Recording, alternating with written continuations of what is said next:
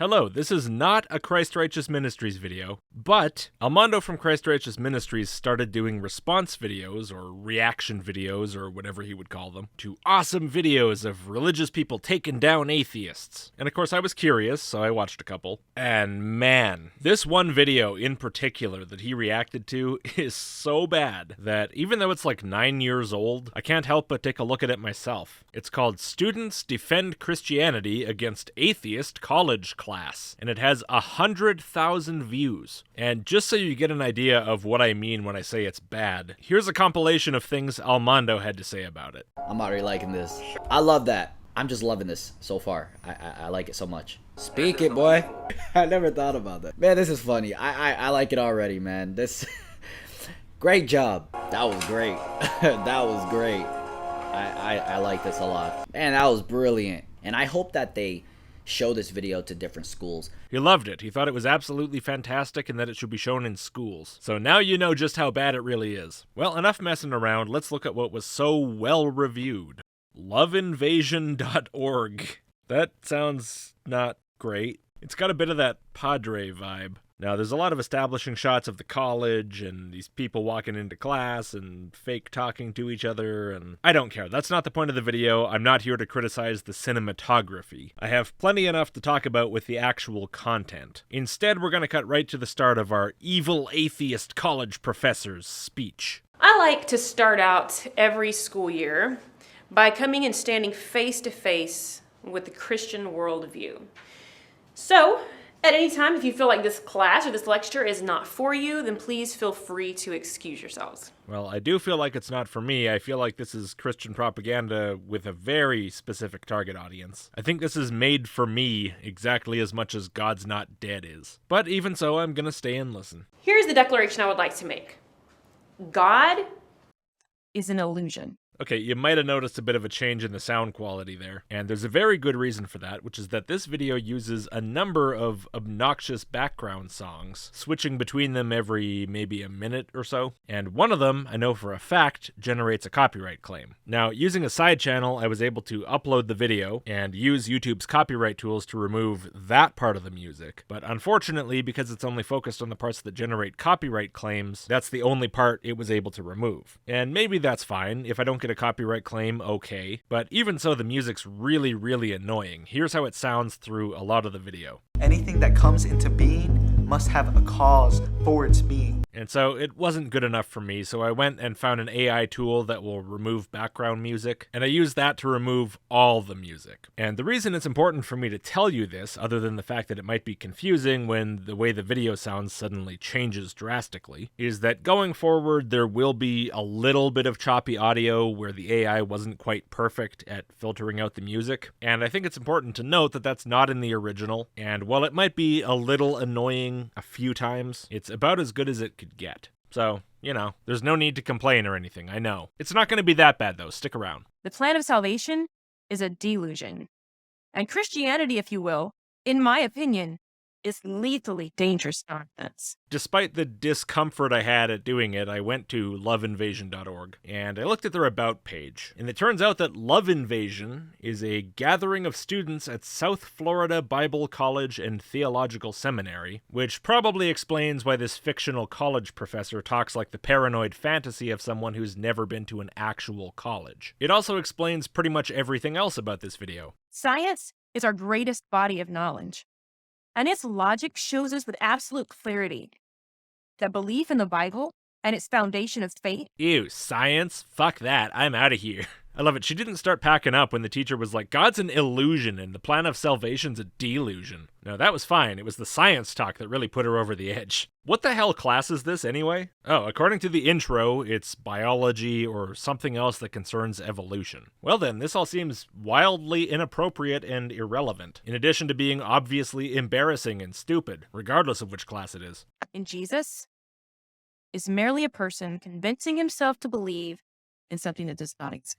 You see what I mean? It's a little bit choppy, but not too bad. It's the best I can do unless you want it to sound like this the whole time. Jesus is merely a person convincing himself to believe in something that does not exist. And that's a pretty mild example here at the start. It's going to get much worse later on because they really want to ramp up that inspirationalness. Inspirationality. They want to get you in the feels, but their video sucks, so they stick in a bunch of music, is what I'm trying to say. I'm not having it. We're listening to it raw, and whatever emotions we happen to have, we have. Christian, this is your reality exposed. Reality? No. Rather, Jesus is the most popular imaginary friend in all of human history. There go some more of them leaving the class. Yeah, I gotta say, if I signed up for a biology class and I got this instead right off the bat, I'd probably be leaving and looking for a refund myself. Does whoever made this think this is what a typical biology class is like? I don't know how they do it in the South Florida Bible College and Theological Seminary. Maybe when they start a biology class there, they immediately start off talking about how God created the universe in 6 days and Noah's flood, and how atheism's a bunch of hooey. Maybe, but if so, that doesn't mean it works the same in secular colleges. Don't project. If Jesus isn't real, then how could so many people be wrong? Oh no. So this video is about the bold, courageous Christian students standing up to the evil atheist teacher with great arguments that leave her speechless and reconsidering her horrible position. And this is what we're starting with. How can lots of people be wrong about anything? Well, the exact same way so many Muslims are wrong about Muhammad being a prophet of God. Or for that matter, the same way so many atheists, according to this video, are wrong about the existence of God. If God exists, how could so many people be wrong? There was once a time when everyone believed that the world was flat. And there was probably a time, darling, when even you believed in Santa Claus. What changed that? Evolution of thinking and the truth.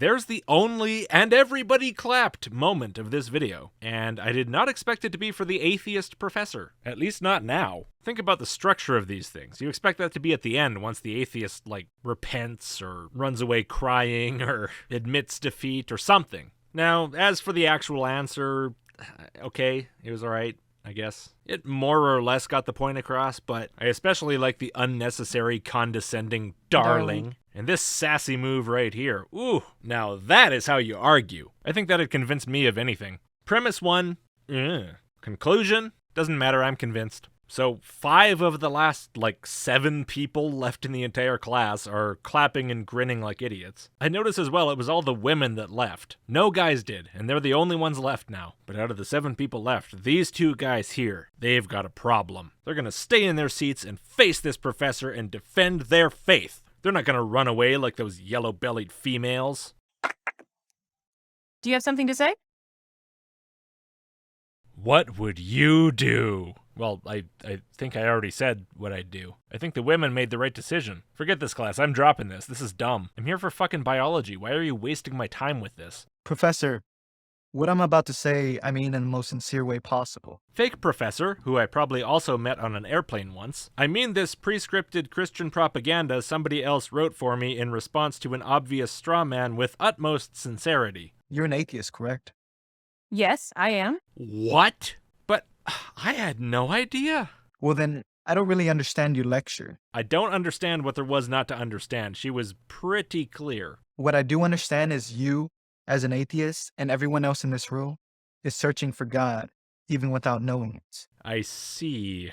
Yeah, I think you're right that you didn't understand her lecture. It really seems like you might have missed 1 or 2 points. If that isn't true and God doesn't exist, then my question to you would be, who are we arguing about? If you're going to ask the question all weird like that with a who at the start, then Christians, I guess? But more precisely, you'd say, what are we arguing about, which is Christian beliefs? Because that's what biology class is for. Because if you were to say God, then it would defeat the purpose of your lecture. So the first counter-argument was, how could people be wrong? And the second counter-argument seems to be shaping up to be, if you argue about God, that means God's real. Why are we scraping the bottom of the barrel already? We're 2 arguments in. And I don't think it's just I as an atheist who would think that. I think the Christians would probably also roll their eyes at you. The smart ones, I mean, who are halfway decent at arguing. Not the bottom of the barrel ones from your comments section, which is a real adventure.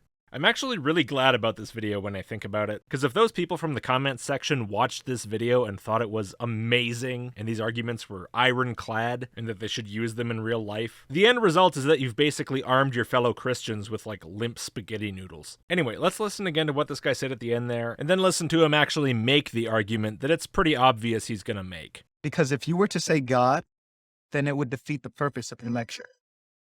I believe Christians have been deceived. Wait, why is she talking now? You implied what argument you're gonna make, but you never actually got there. You stopped before the argument. Who are we arguing about? If you say God, it'd defeat the purpose of your lecture. And then the next word should be something like because... But nope, we're back to another point from the professor now. I hope it's at least somewhat on this topic. I guess we'll see. I believe Christians have been deceived. God is a delusion.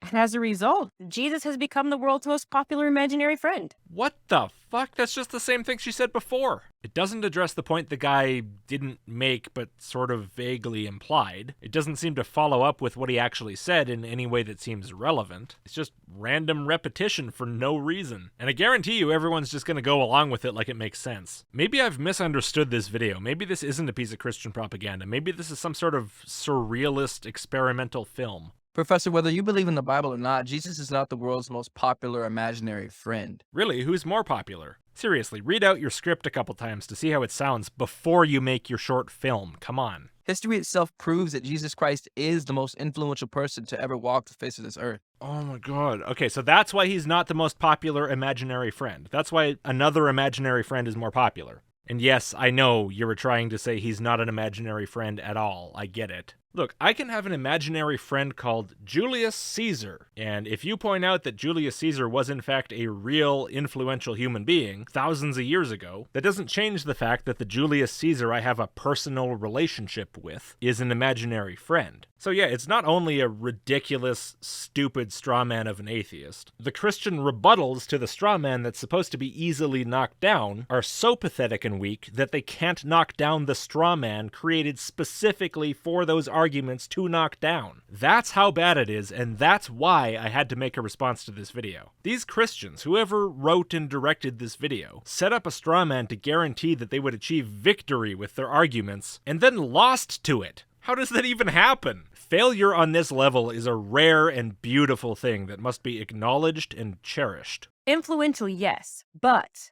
if he is the Son of God, and if God is love, like all you Christians claim that he is, then why is there so much evil in the world? Oh, wow. So now we just careen wildly towards the problem of evil argument. I guess the Christians BTFO'd her on whether Jesus is the most popular imaginary friend by arguing that the imaginary friend refers to a real historical figure and therefore is not an imaginary friend somehow. And so the professor, realizing she's been totally super pwned, has to just ignore that and throw out some other totally unrelated argument to change the course of the conversation. And by the way, that's basically the structure of the rest of this video. Just professor brings up random argument, student half-assedly responds to it, professor completely ignores the response and brings up a totally unrelated argument, and around we go. And then whoever made this garbage gets 100,000 views. So alright, student, why is there so much evil in the world? I didn't care to hear your answer to this 2 seconds ago, but apparently now that's what we're doing. I don't think that question disproves God's existence more than it actually proves it.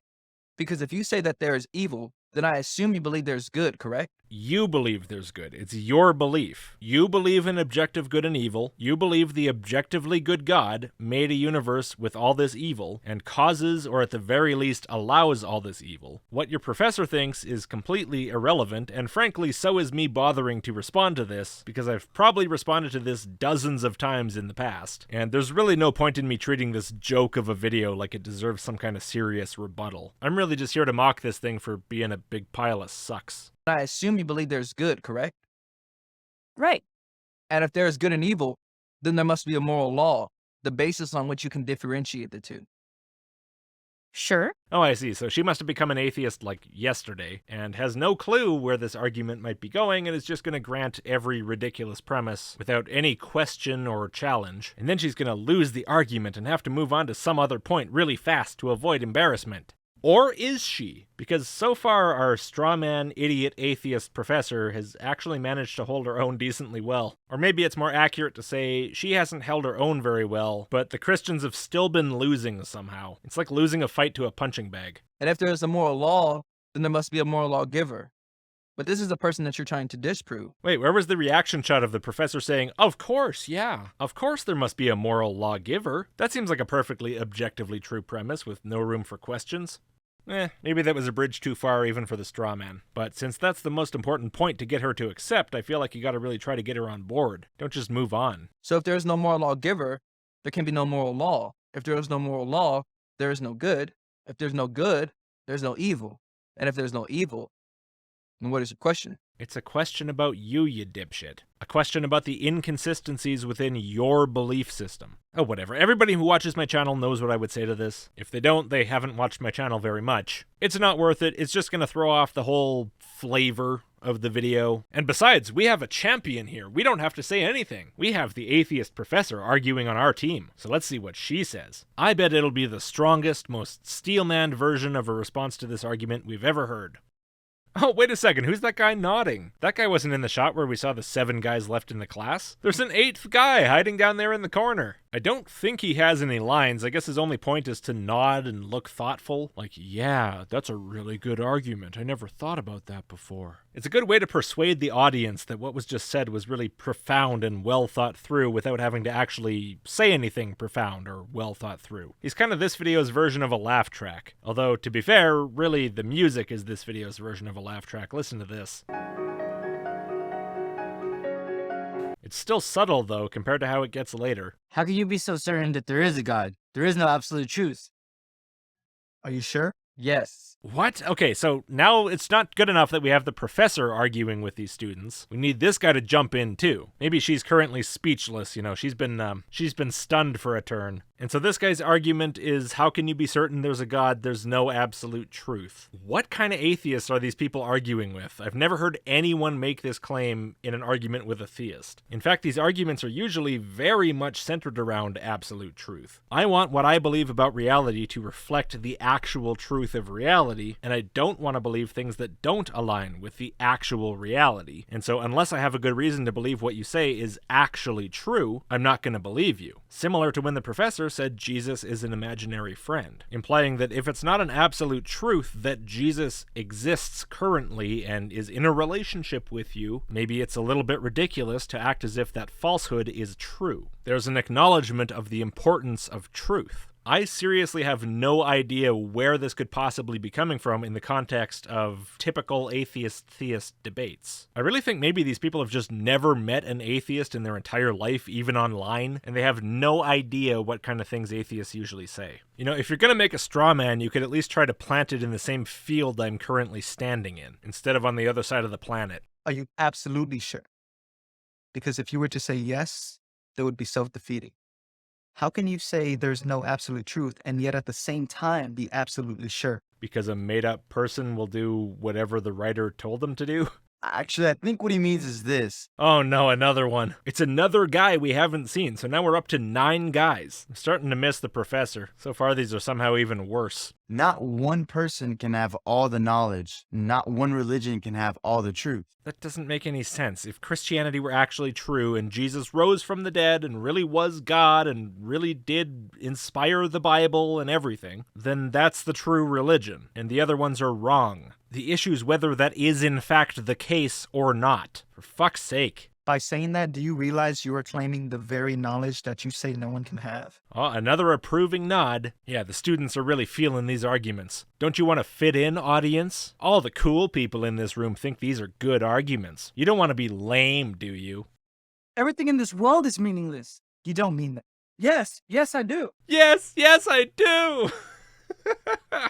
Oh, man. How am I supposed to take this seriously in any way? Come on. I'm assuming what you're saying is meaningful. So how can everything be meaningless? If everything in life is meaningless, then what you just said means nothing. Oh, so now we have an equivocation between 2 different definitions of the word meaning. On the one hand, semantic meaning, what words mean, and on the other hand, what life means, the purpose of existence. These are so clearly distinct, I'm amazed they thought they could get away with it. Of course, that's me, as usual, forgetting temporarily that people like Armando exist. I'm sorry. I never thought about that. I haven't thought about that when somebody says everything in this world is meaningless. Do you mean that? Yes. So you just contradicted yourself. Moving on. You all do realize that it actually takes more faith to not believe in God than it does to believe in Him. Who do you think wrote this? I mean, whoever it was thought they were bringing out all the heavy hitters here. You know, the top tier of Christian apologetics. And it's just garbage. Like, who do you think managed to talk an entire room full of people into making arguments this terrible? Surely at least one of them was like, actually, you guys really suck at this. These are terrible arguments. Was it written by somebody who was holding their grades over their head? Like, this is your year-end project. You gotta act in this video or you're gonna fail. Or, and this is a bit more depressing, are the students who go to this college actually this dumb? How so? Well, who created the stars? Now you see, wouldn't it just be easier to say God? Oh no. Another option is maybe this is a parody. Is this a parody? Surely, even 9 years ago, no Christian would think to post on the internet, it takes more faith to be an atheist because look at the stars. Wouldn't it be easy to just say God did it? I mean, that's somehow far worse than even just making the argument God did it. This is saying I'm gonna make the argument God did it because I'm lazy and it's easy. It's an outright admission of how weak and unjustified this position is. I can't believe this was left in the script. Everything in existence is a cause of evolution or evolving. If not, how do you explain so many different types of races, nationalities, languages, and colors? What? Where in the hell are these arguments coming from? So what's the point here? Is this to point out that humans have undergone what creationists would call microevolution? Well, a creationist response to that would just be, yeah, microevolution's a thing. Human variety's a thing. But what really confuses me is that this was said as a response to the other guy saying, it would be easy to just look at the stars and say God did it. So you know what his answer is going to be. You just brought up this question to that guy immediately after he made it clear to you that he doesn't care about the actual reasons for stuff and he's just going to explain away the stars by saying God did it, even though he has no reason to think that, because by his own admission, he just wants to do whatever's easiest for him. And you think his answer is going to be to accept your point instead of just saying God did it? I don't know why I'm addressing you as a real person. You're not a real person. You're a line in a script. But the point is the writing is so bad. Like, this doesn't make any sense as something anyone would say as a response to what that guy just said. None of this coheres to itself. No line in this video seems to have anything to do with the preceding line. It just goes all over the place. The conversation doesn't follow any sort of a clear path. There's no connection between anything. Nothing follows from anything. Nothing relates to anything. This is not how human conversation sounds. Why did this topic of human evolution even come up in the first place? Well, there's no answer to that question. There is no why. The writer wrote down a point he wanted to make, and then he decided, okay, now on to the next thing, which is human evolution, and then wrote that down. Why would the student randomly switch to that, ignoring everything that was previously said? Who cares? There's not a single because in any of the connections between anything that happens in this video. It's just this, then this, then this, then this, then this. Even with all the different camera shots, this has got to be one of the lowest effort videos I've ever seen.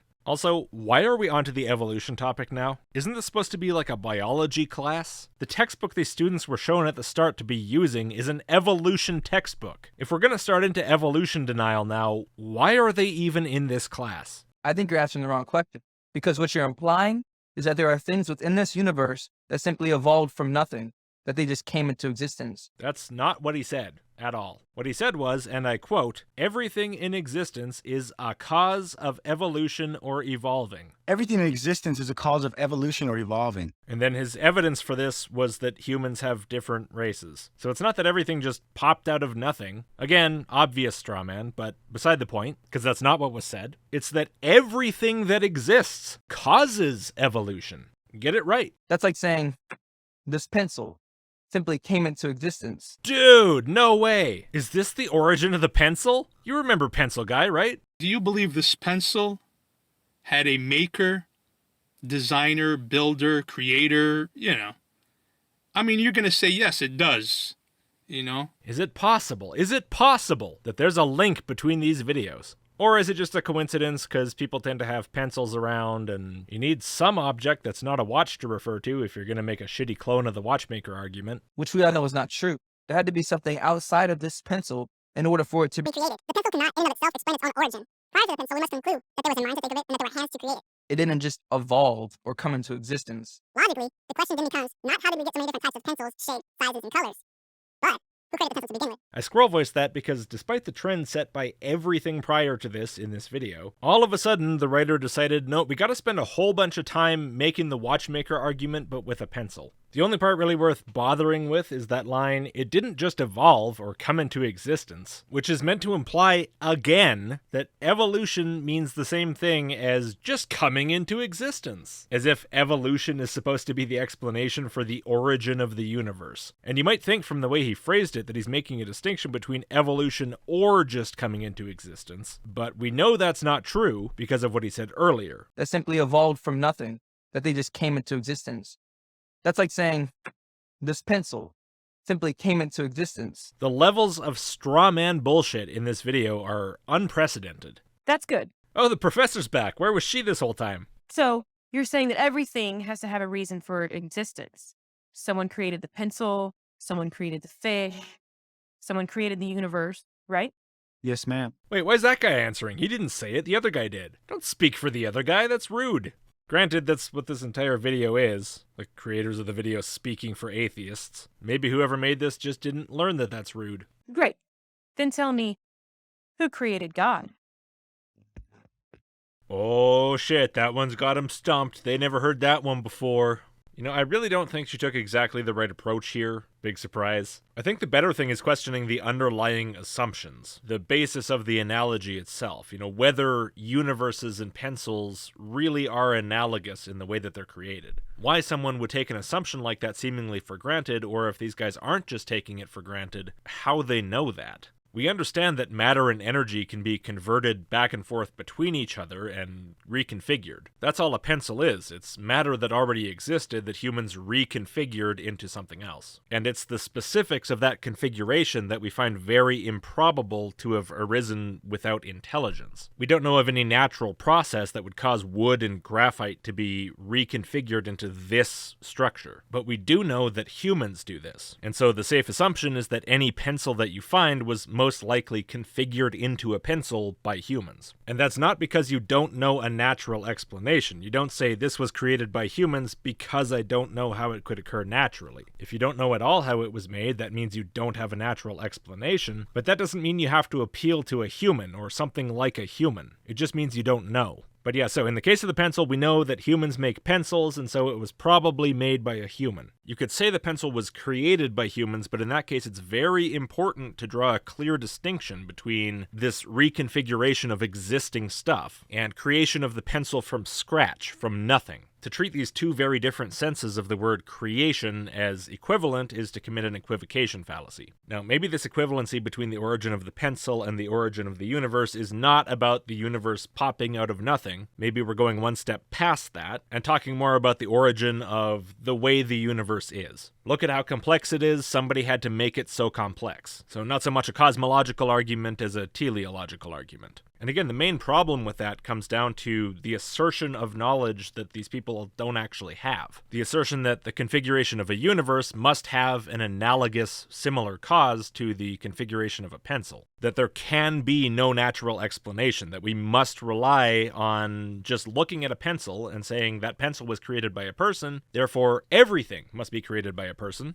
because. That's really the actual argument, just because I said so. And I think a lot of this relies on ignorance of the evolution concept, which is a word that I find in a conversation like this really muddies the waters between biology and cosmology. But it's okay, we can run with it, cosmological evolution. And the confusion comes down to the idea stated before, which is that evolution just means stuff happening randomly. It just came into existence. And the point being missed is that typically the type of evolution or change over time and the appearance of structure as a emergent result of the physical reality underlying it are, in the broad strokes, not random. They're based on the fundamental properties of the system. You have a universe that works in a certain way. There are certain fundamental realities of how things operate. And it's entirely possible that these are just the fundamental nature of reality, and it's not even physically possible for them to be otherwise. These may actually be just the most basic nature of all being. They may just be, the same way that Christians think God just is, and is the fundamental nature of all being. But that's just speculation. The point is, if you have these ways that things work, certain types of results are going to start to accumulate over time. If there are parameters or rules, then things are going to start to occur that fit within those parameters and rules. If you have forces that pull particles together, you're going to end up with particles being pulled together into larger units, specifically atoms in this case. If you have this curvy space-time where massive objects increase the curvature and cause other objects to fall towards them, you're going to end up with objects falling towards each other, clumping up, in this case ending up with things like planets and stars, and so on and so on and so on. Complexity emerging from a set of relatively simple fundamental properties of reality. But essentially what these people are doing is denying all of this as even a possibility and insisting that no, the only valid option is my God did it. Physical reality can't be the fundamental basis of all things. It can't be the bottom level of all that is. No, it had to have been created by someone, specifically my God, because I can't fathom how things might be the way they are now otherwise, but my God gets to just exist for no reason. That gets to be the fundamental nature of all things. The way that is, all of its personality and mind and opinions and wants and feelings and powers and knowledge and presence and ability to interact with physical reality, all of that gets to just be as it is, for no reason, unexplained. Merely asking the question of why it is the way it is silly. But asking that question about the universe, totally fine. Fair game, even though it's the exact same thing.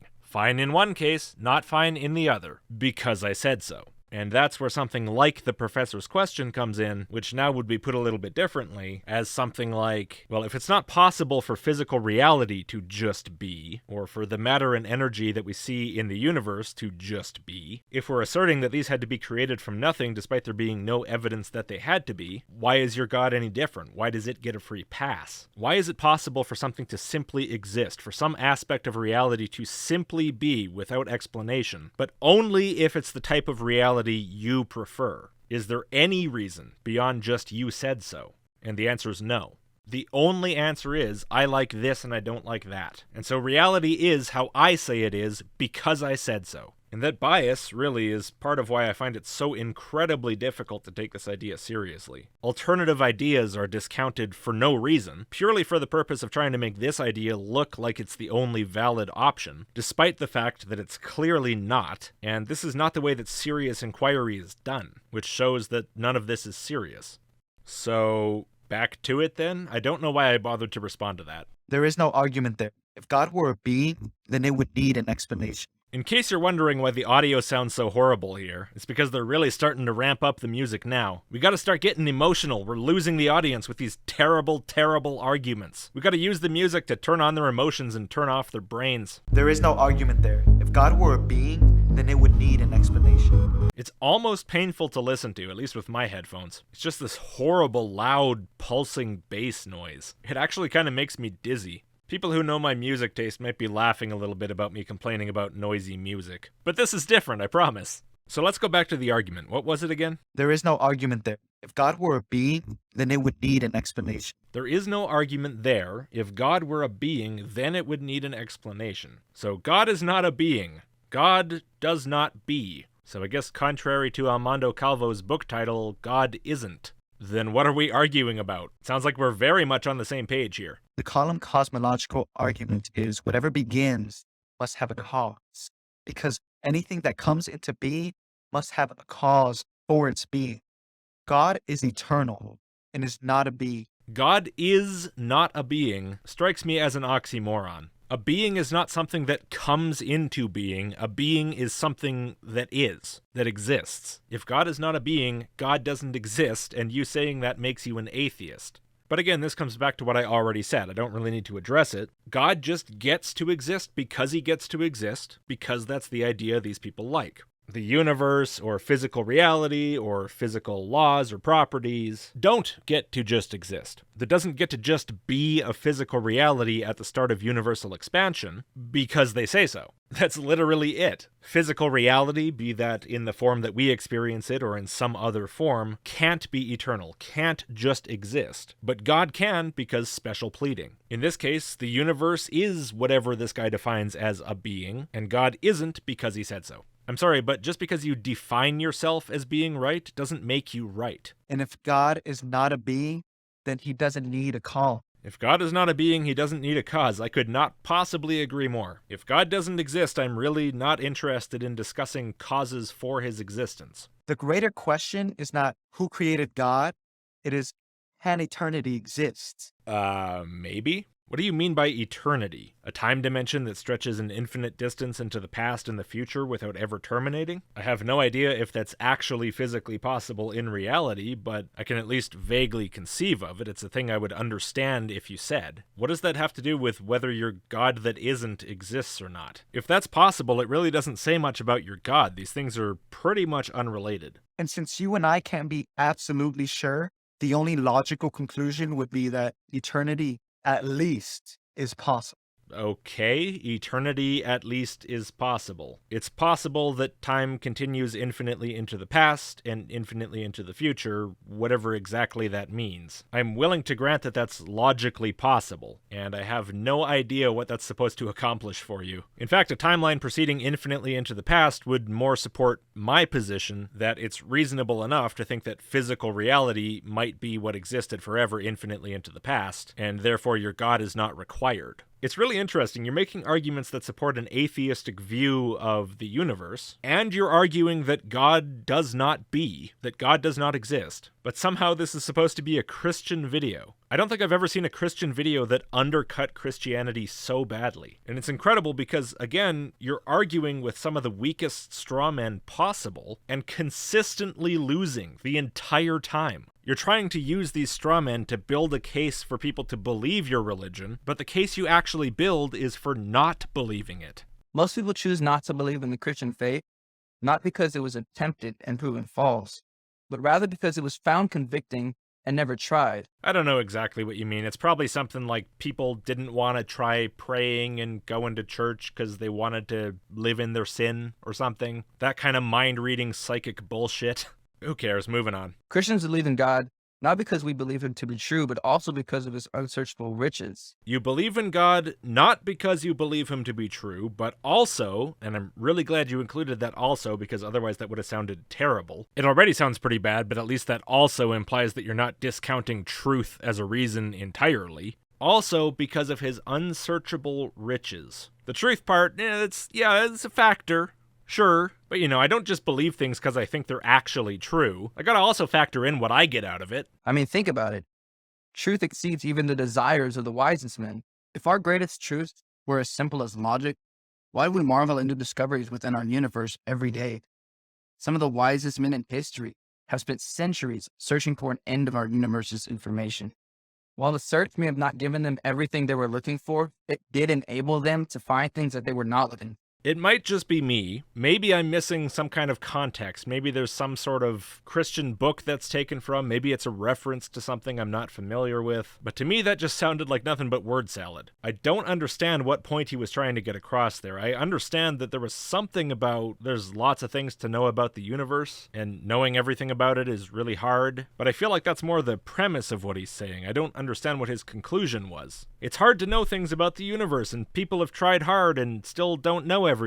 And therefore, word salad. If you want to interpret it, do so in the comments, because I'm not gonna. Here's the simple truth.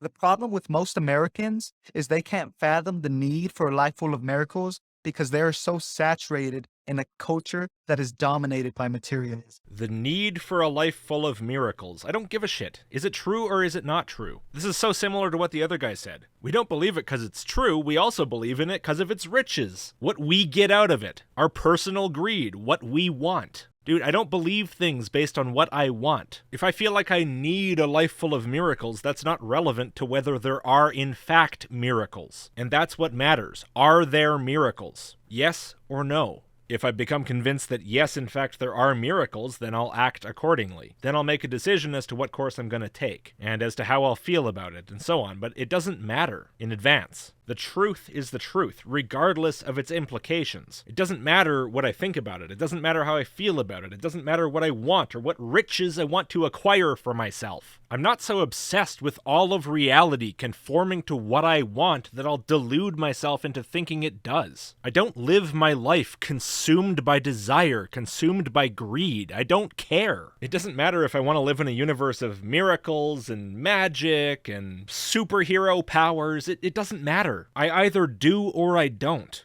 That's it. And if I don't, I would like to understand that I don't, so I can act in accordance with what actually is around me. And if I actually do, I'd sure like to know that too. I think maybe I would prefer a universe like that, at least the magic stuff. Imagine if you could spend a few years studying, really sticking your nose into some books, learning spells, and then you can start moving things around with your mind and snapping your fingers and your house is clean, blink and your video's edited.